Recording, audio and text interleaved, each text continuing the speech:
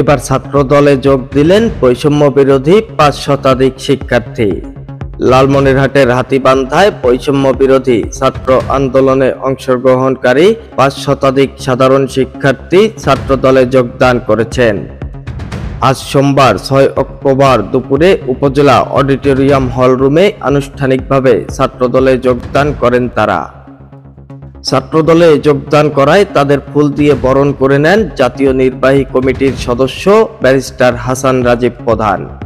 ছাত্রদলে যোগদান করা শিক্ষার্থী আবির আহমেদ সাংবাদিকদের বলেন, আমরা আন্দোলন করতে গিয়ে হামলা মামলার শিকার হয়েছিলাম। তারেক রহমান আন্দোলনের সময় আমাদের অনুপ্রেরণা দিয়েছেন, আর সেজন্যই আজ আমরা ছাত্রদলে যোগদান করছি। কালের কণ্ঠের তথ্য অনুযায়ী আরেক শিক্ষার্থী তাওহিদ ইসলাম বলেন, আমি শহীদ জিয়ার আদর্শে অনুপ্রাণিত হয়ে আজ ছাত্রদলে যোগদান করেছি।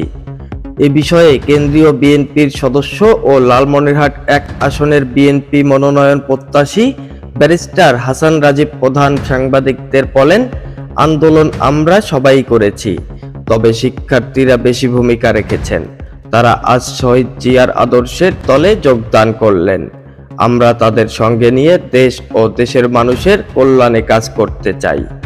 সে সময় উক্ত অনুষ্ঠানে উপস্থিত ছিলেন হাতীবান্ধা উপজেলা বিএনপির আহ্বায়ক মোশাররফ হোসেন, সদস্য সচিব আফজাল হোসেন মিয়া, সিনিয়র যুগ্ম আহ্বায়ক রফিকুল ইসলাম, উপজেলা ছাত্র দলের আহ্বায়ক রুবেল ইসলাম, সদস্য সচিব আব্দুল্লাহ আল নোমান, সরকারি আলিমউদ্দিন কলেজের সাবেক সভাপতি রাজীব হোসেন প্রমুখ। এআই রাজীব, খবর, লালমনিরহাট।